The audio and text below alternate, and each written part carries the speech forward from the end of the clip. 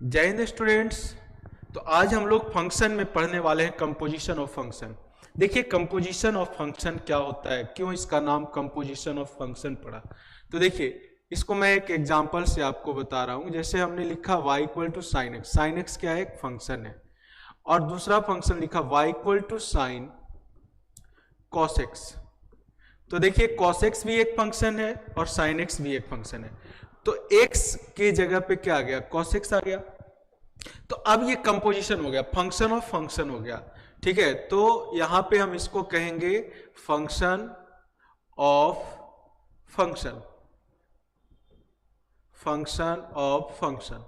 ठीक है, यहां पे इस x के जगह भी एक और फंक्शन आ सकता है। ठीक है, x के जगह एक और फंक्शन आ सकता है। इसको ऐसे भी लिख सकते हैं y equal to sine cos e to the power x। तो देखिए एक फंक्शन, दो फंक्शन और ये तीसरा फंक्शन, तो ये कंपोजिशन ऑफ फंक्शन हो गया। ठीक है, अब इसको ऐसे समझिएगा कि मान लो कोई सेट A है, यहाँ पे कोई सेट B है और यहाँ कोई सेट C। ठीक है, A B से एसोसिएट है, B C से एसोसिएट है और यहाँ डायरेक्ट अगर A प्लस C से एसोसिएट है, ये क्या हो जाएगा, फंक्शन, कंपोजिशन ऑफ फंक्शन हो जाएगा, है ना।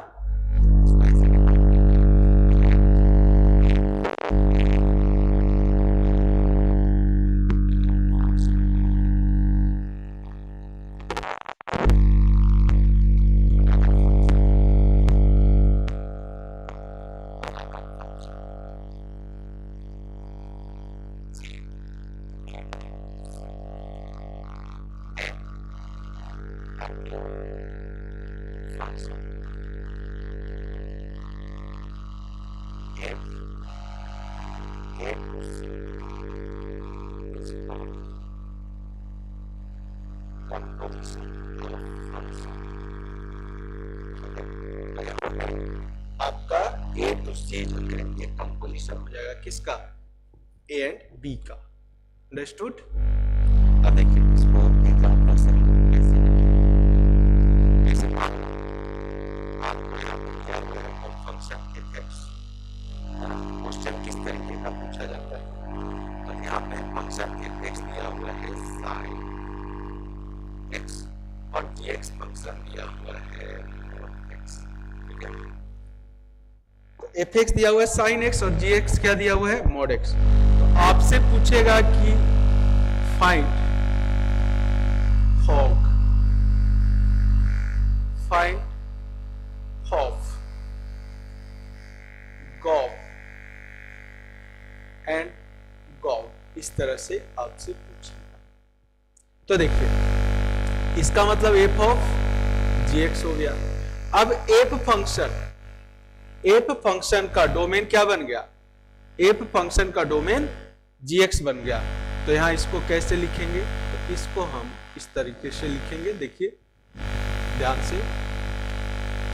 तो एफ फंक्शन जी एक्स, एक्स की जगह क्या आ गया, जी एक्स आ गया, तो जी एक्स का वैल्यू क्या है, मॉड एक्स। तो यहां पे मॉड एक्स रख देंगे और ये अब कहां चला जाएगा, साइन के जगह पे चला जाएगा, साइन में एक्स के जगह चला जाएगा, यानी कि आपको एफ ऑफ जी एक्स मिल गया। ठीक है, अब देखिए हॉफ की बात करेंगे तो एफ फंक्शन में एफ एक्स, एफ फंक्शन का एफ एक्स डोमेन बन गया। तो इसका वैल्यू जो होगा, इसका वैल्यू देखिए एफ फंक्शन का डोमेन क्या है, मॉड, और एफ एक्स साइन एक्स है, एफ एक्स जो है वो साइन एक्स है। ठीक है, तो यहां पे साइन एक्स आ गया एक्स के जगह और ये जो है ये डोमेन बन गया, तो ये आ जाएगा साइन साइन एक्स। ठीक है, इसको देखिए गॉफ को, तो जी ऑफ एफ एक्स।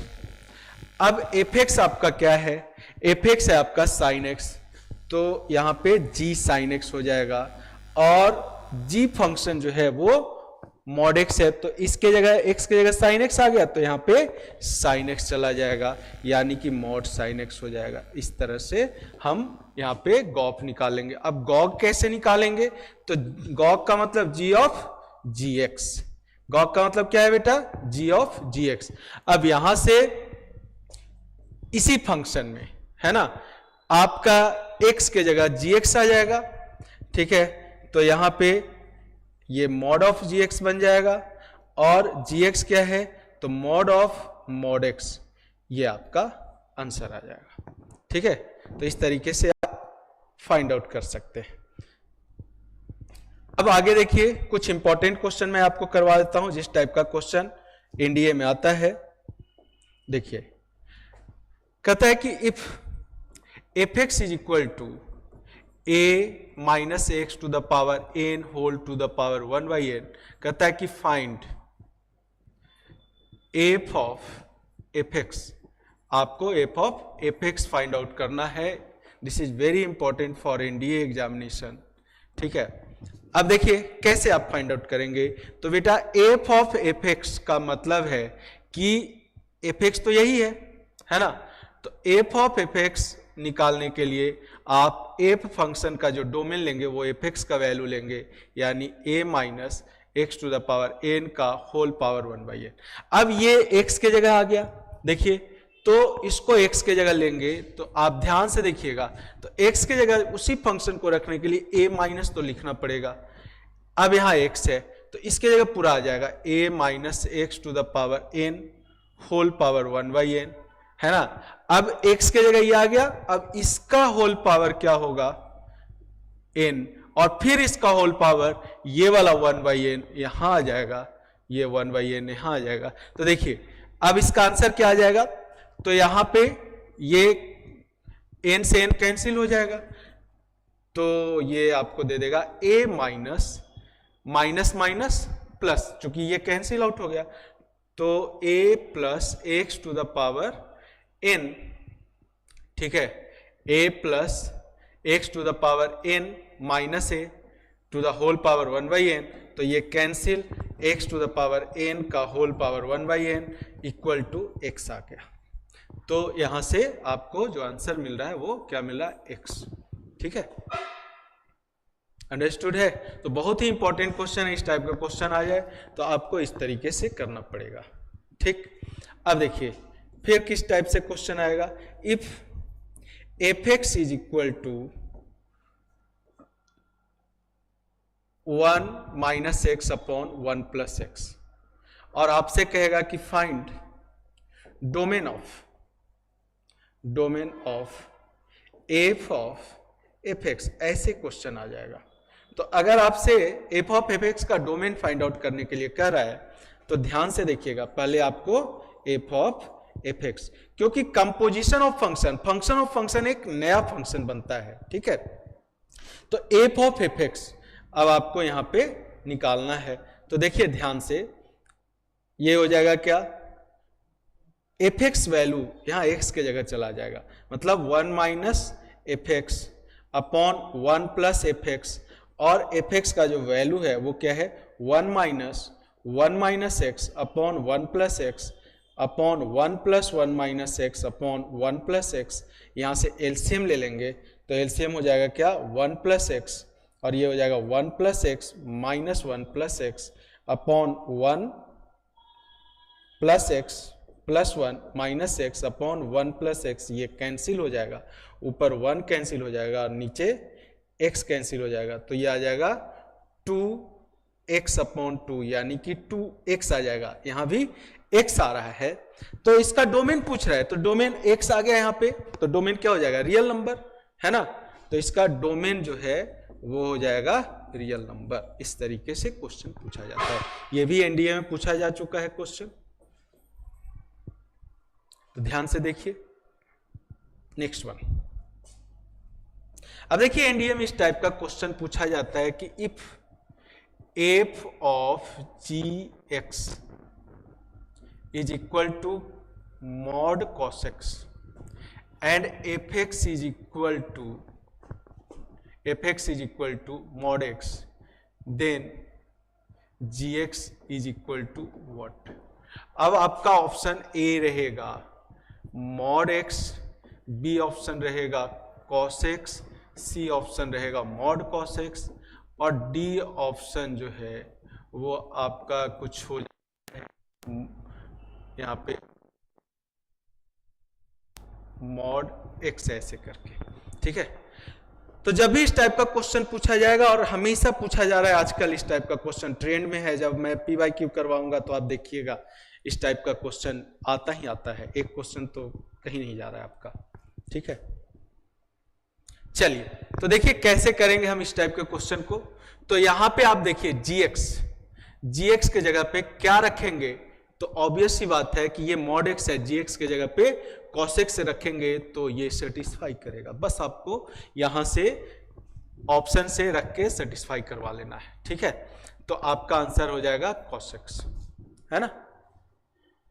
चलिए अब देखिए कंपोजिशन ऑफ फंक्शन आपको मैंने बता दिया। कंपोजिशन ऑफ फंक्शन के बाद आपको पढ़ना है इनवर्स फंक्शन।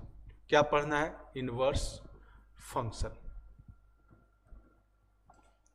तो हमारा फंक्शन का जो टॉपिक है वो खत्म हो जाएगा। इसके बाद हम लोग आगे पी वाई क्यू करेंगे। तो देखिए इनवर्स फंक्शन में क्या होता है, कोई भी फंक्शन इन्वर्टिबल कब होता है ये जानना जरूरी है, और हम लोग इनवर्स कैसे निकालते हैं ये जानना जरूरी है। डेफिनेशन में आपको मैंने बताया था कि y equal to e to the power x, ये एक्सपोनेंशियल फंक्शन है, और एक function y equal to log x to the base logarithmic function है। तो ये दोनों क्या होता है, ये जो है इनवर्स होता है, इनवर्स फंक्शन, ठीक है, टू ईच अदर। ये दोनों एक दूसरे का इनवर्स है। But how to find inverse ये हमें जानना जरूरी है, और हम इनवर्स का जो डेफिनेशन है ये जानना जरूरी है। तो देखिए आपको सबसे पहले मैं बता दूं कि किसी भी फंक्शन को इन्वर्टिबल होने के लिए फंक्शन को बाइजेक्टिव होना बहुत जरूरी है। किसी फंक्शन को इन्वर्टिबल होने के लिए फंक्शन को बाइजेक्टिव होना बहुत जरूरी है, ठीक है। तो यहां पे ध्यान दीजिएगा कि इसको हम लोग डिफाइंड कैसे करेंगे। तो डिफाइंड करने के लिए हमें यहां पे दो फंक्शन लेना पड़ेगा, एक फंक्शन ए टू बी, ठीक है। अब पहले तो हम दो सेट ले रहे हैं, और ये हम लोग सबसे पहले क्या करते हैं, यहां पे एलिमेंट लेते हैं एक्स वाई जेड 1 2 3 4। अब ये देखिए किस टाइप का फंक्शन है, ये जो है ये 1 1 इंटू फंक्शन है। ये कैसा फंक्शन है? 1 1 इंटू फंक्शन है। अगर आप इसका इनवर्स निकालेंगे तो इनवर्स में क्या होता है, आउटपुट इनपुट बन जाता है और इनपुट आउटपुट बन जाता है। तो जब इसका इनवर्स निकालेंगे तो बी सेट जो है ये एफ फंक्शन के लिए क्या दे रहा है, ये कोडोमेन है। अब कोडोमेन जो है इसका डोमेन बन जाता है। तो जब इसका डोमेन आप बनाओगे तो देखो ये एलिमेंट खाली रह जाएगा। तो क्या हो जाएगा यहां पे F inverse not defined, F inverse not defined. इसी तरह से जब मेनी वन फंक्शन लेंगे, चाहे मेनी वन इनटू रहे या मेनी वन ऑन टू रहे, तो डिफाइंड नहीं होगा। और यहां पे देखिए दो सेट हमने ले लिया, set A and set B, और ये है एक्स वाई जेड, ये है 2 4 6, और यहां पे हमने एसोसिएशन करवा दिया। अब जब इसका इनवर्स आप निकालेंगे तो जो सेट बी है वो आपका डोमेन का सेट बन जाएगा, और सेट ए जो है वो रेंज का सेट बन जाएगा। तो यहां पे देखिए 2 4 6, और यहां पे हमने ले लिया एक्स वाई जेड।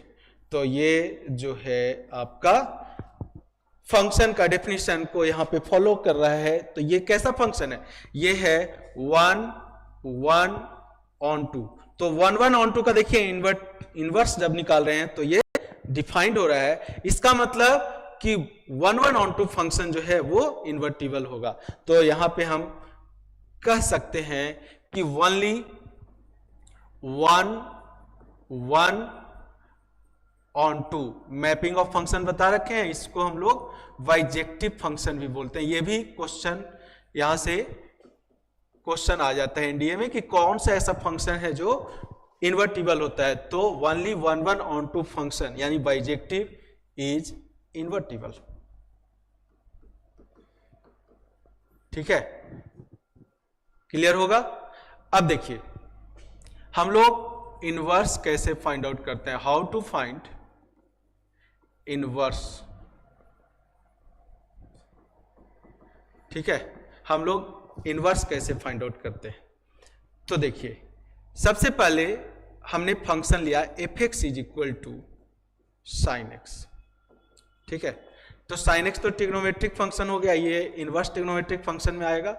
तो इसको पहले आपको देखना होगा, ये फंक्शन क्या है, मेनी वन फंक्शन है, ठीक है। तो sine x all trigonometric function और मेनी वन, इसका जो डोमेन होता है, इसका डोमेन क्या होता है, रियल नंबर, और इसका जो रेंज होता है वो हो जाता है क्या, -1 to 1। तो सबसे पहले इनवर्स के लिए एफ इनवर्स एक्स के लिए क्या होगा, ये जो रेंज है, ये जो रेंज है ये क्या बन जाएगा, डोमेन बन जाएगा। तो डोमेन हो जाएगा -1 से 1।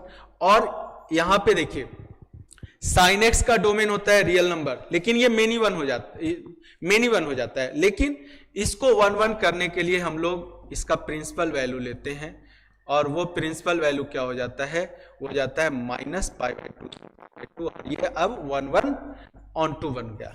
क्या बन गया ये, 1 1 on 2। तो देखिए यहां पे ध्यान से कैसे हम लोग फाइंड आउट करते हैं। जैसे y equal to sine x है, तो यहां से x इक्वल टू क्या हो जाएगा, साइन इनवर्स y, और अब ये नया फंक्शन बन गया जो क्या है, साइन एक्स का इनवर्स, मतलब इनवर्स फंक्शन बन गया। तो यहां पे अब क्या करते हैं, फंक्शन को हम लोग जनरली y से डिनोट करते हैं। अब ये x आ गया, तो यहां पे कर देते हैं हम लोग इंटरचेंज x एंड y। तो यहां पे y आ जाएगा, और यही हो जाएगा y जो है वो f इनवर्स x, और ये क्या आ गया, साइन इनवर्स x, इस तरह से, ठीक है। खैर ये तो ट्रिग्नोमेट्रिक फंक्शन का हमने इनवर्स निकाला, जिसको हम लोग इनवर्स ट्रिग्नोमेट्रिक फंक्शन कहते हैं। नॉर्मली आप देखिए जैसे y इक्वल टू e⁻x है, तो यहां से x इक्वल टू, जब x को ये इनपुट है, इसको जब बाहर लाएंगे तो ये हो जाएगा log y to the base e, और इसके बाद आपको इंटरचेंज कर देना है, इंटरचेंज x एंड y। अब यहां से देखिए y इक्वल टू, ये आ गया log x to the base e। अब यहां पे जो इसका डोमेन होगा, ठीक है, एक्सपोनेंशियल फंक्शन का जो डोमेन है वो रियल नंबर है, और एक्सपोनेंशियल का जो रेंज होता है वो क्या होता है, -1 से 1। तो इन दोनों में क्या डिफरेंस है, जैसा कि मैंने आपको बताया, इसका एफ इनवर्स का, एफ का जो डोमेन है वो एफ इनवर्स का रेंज बन जाएगा, या हम कह सकते हैं कि domain of F equal to range of F inverse, और range of F is equal to domain of F inverse, है ना। तो यहां पे देखिए जब ये कन्वर्ट हो गया किस फॉर्म में, इनवर्स के फॉर्म में, तो इस एक्सपोनेंशियल का इनवर्स लॉगरिथमिक फंक्शन होता है। तो यहां पे देखिए अब इसका जो डोमेन होगा, इसका रेंज क्या है, रियल नंबर, तो इसका डोमेन, सॉरी इसका रेंज है, एक्सपोनेंशियल है ना, सॉरी एक्सपोनेंशियल है ना, तो एक्सपोनेंशियल का जो रेंज होगा, ठीक है, वो हो जाएगा 0 से इंफिनिटी। तो एक्सपोनेंशियल का रेंज इसका क्या बन जाएगा, डोमेन, तो इसका डोमेन हो जाएगा 0 से इंफिनिटी, और इसका जो रेंज होगा, इसका रेंज क्या हो जाएगा, जो इसका डोमेन होगा, रियल नंबर, ठीक है। अब देखिए ग्राफ कैसे बनाते हैं। तो एक्सपोनेंशियल का ग्राफ मैं बहुत पहले आप लोग को बता चुका हूं, ये एक्सपोनेंशियल का ग्राफ है। ये देखिए कहां से पास करिए y एक्सिस को, 0,1 से। अब अगर इसके इनवर्स का आपको ग्राफ बनाना है तो आपको क्या करना है, इसका मिरर इमेज बना देना है, y equal to x line के अबाउट। तो जब y equal to x line के अबाउट मिरर इमेज बनाएंगे तो देखिए आप ऐसे मिरर इमेज बनेगा, थोड़ा सा टेढ़ा हो गया है, तो देखिए इसका मिरर इमेज ऐसे बनेगा। तो ऊपर वाला जो फंक्शन है वो एक्सपोनेंशियल का ग्राफ है, और नीचे जो है y equal to log x to the base e का ग्राफ है। तो देखिए ऊपर वाले एक्सपोनेंशियल में डोमेन क्या है, इसका रियल नंबर है ना, पूरे x बिलोंग टू r के लिए डिफाइंड हो रहा है, और इसका जो रेंज है y का वैल्यू ग्रेटर देन 0 है, तो जस्ट रिवर्स हो गया यहां पे। इसका जो रेंज है, ठीक है, किसका, लॉगरिथमिक फंक्शन का, वो है रियल नंबर, और डोमेन क्या है, ग्रेटर देन 0। तो ये आपका क्या हो गया, इनवर्स फंक्शन का एक बेहतर एग्जांपल यहां पे आपको देखने को मिल रहा है। ठीक है, चलिए देख लीजिए ध्यान से, आगे बढ़ते हैं। अब देखिए, जैसा क्वेश्चन इंडिया में पूछा जाता है जो ट्रेंड में है, y इक्वल टू, मान लो यहाँ पे 3x minus 2 upon 2x minus 3 है, और आपसे क्या पूछ रहा है, इसका रेंज पूछ रहा है। ठीक है, तो सबसे पहले इनवर्स निकालना है आपको। यहाँ क्या करना है आपको, यहाँ पे फाइंड एफ इनवर्स। तो एफ इनवर्स निकालने के लिए आपको रेंज निकालना जरूरी है। ठीक है, तो देखिए ध्यान से, आपको क्या करना है, क्रॉस मल्टीप्लाई करना है। रेंज निकालने के लिए मैंने बताया है, तो यहां से देखिए 2xy minus 3y equal to 3x minus 2 हो जाएगा, और यहां से इसको जब इधर लाएंगे तो 2y माइनस 3, x कॉमन निकल जाएगा, और ये हो जाएगा 3y माइनस 2, और यहां से x का वैल्यू आ जाएगा 3y minus 2 upon 2y minus 3, और यहां से देखिए आप अब इसको इंटरचेंज कर देंगे तो F inverse x is equal to 3x minus 2 upon 2x minus 3 आ जाएगा। तो ये इनवर्स निकल गया। ठीक है, अब एक चीज मैं आपको बता दूं कि अगर कोई function y equal to linear upon linear ax plus B upon C x plus D के फॉर्म में है, तो जनरली क्या होता है यहां पे कि ये दोनों वैल्यू इंटरचेंज हो जाता है और इसका साइन चेंज हो जाता है। देखिए यहां पे ये 2x माइनस 3 और 3x सेम ही आ गया। अच्छा, नंबर हमने सेम लिया है इसलिए यहां पे सेम आ गया। ठीक है, 3x यहां से 2xy minus 2xy minus 3y equal to 3x minus 2, और यहां से ये आ गया 2x कॉमन निकला 2y माइनस 3, और एक सेकेंड 2x हमने यहां से कॉमन निकाल दिया तो 2y माइनस 3 बना। ठीक है, ये 3 इधर आ गया 3y माइनस 2, और x 3y minus 2 upon 2y minus 3, और यहाँ पे हमने इंटरचेंज कर दिया। तो ये ठीक है, बिल्कुल सही। अब देखिए यहाँ पे आपको एक ट्रिक बनता हुआ दिखेगा, इसको क्रॉस मल्टीप्लाई कर देते हैं तो Y C x plus D Y equal to क्या आ जाएगा, ए एक्स प्लस बी। अब इसको इधर लेकर आओ तो x कॉमन निकलेगा तो Y C minus A equal to minus D Y plus B. अब यहां से x का वैल्यू ये है, यहां से x का वैल्यू निकालेंगे तो ये आ जाएगा minus D Y plus B upon Y C minus A. ठीक है, तो ध्यान से देखिए, अब आपका जो एफ इनवर्स आएगा वो आ जाएगा क्या, minus D x plus B upon, यहां पे क्या आ जाएगा, यहां पे आ जाएगा एक्स सी माइनस ए। तो क्या हो रहा है यहां पे, ये देखिए ये दोनों इंटरचेंज हो रहा है। अगर आप माइनस कॉमन निकाल लेंगे ना, यहां से माइनस कॉमन निकाल के लिखेंगे तो इसको लिखेंगे dx minus B upon, minus यहां से कॉमन निकाला, और यहां पे आपका क्या हो जाएगा, यहां से जब माइनस कॉमन निकालेंगे तो ये हो जाएगा क्या, a माइनस एक्स सी। देखिए ध्यान से, या हम इसको ये भी लिख सकते हैं ताकि आपको याद रहे, यहां पे minus x C plus A. We can say कि हमने इंटरचेंज कर दिया साइन, मतलब साइन जो है, साइन क्या कर दिया हमने, चेंज कर दिया, मतलब माइनस न्यूमरेटर से भी कॉमन निकाला और डिनोमिनेटर से भी कॉमन निकाला, उसको कैंसिल आउट कर दिया। तो देखिए क्या चेंजिंग हो रहा है, यहां पे ये दोनों वैल्यू इंटरचेंज हो गया और इसका साइन चेंज हो गया।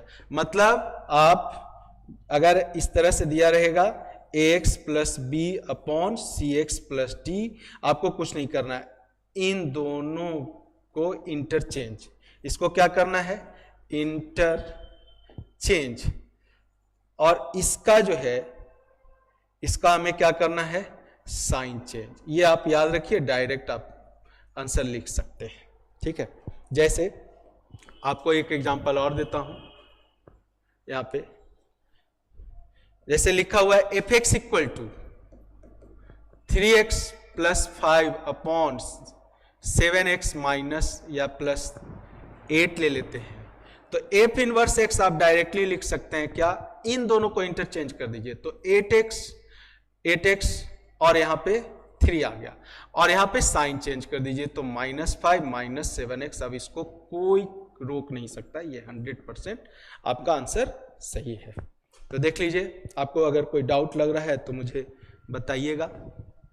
तो इस तरह से आज हमारा जो टॉपिक है फंक्शन, वो पूरा A to Z जितना भी इसमें टॉपिक था वो मैंने आपको बता दिया। ठीक है, अब आगे जो है हम लोग फंक्शन का PYQ करेंगे, और मैं स्टार्टिंग से आपको बोलता आ रहा हूं कि बेटा फंक्शन जो है वो बेसिक है कैलकुलस का, और कैलकुलस अगर आप अच्छे से कर लिए तो आप 25 से 30 क्वेश्चन NDA में करके आएंगे, और बिल्कुल 100% श्योरिटी के साथ करेंगे। ठीक है, तो function is the base of calculus, and calculus आपके NDA एग्जाम का रिटेन एग्जाम निकलवाने में बहुत ज्यादा मदद करेगी। तो इसलिए आप लोग इसको ध्यान से A to Z जितना भी हमने टॉपिक इसमें पढ़ाया है फंक्शन में, उसको एक बार रिवाइज कर लीजिए। उसके बाद अगला जो क्लास है हमारा PYQ फंक्शन का जो हमारा होने वाला है, वो आपको 100% समझ में आएगा। तो बने रहिए हमारे साथ। जय हिंद एवरीवन।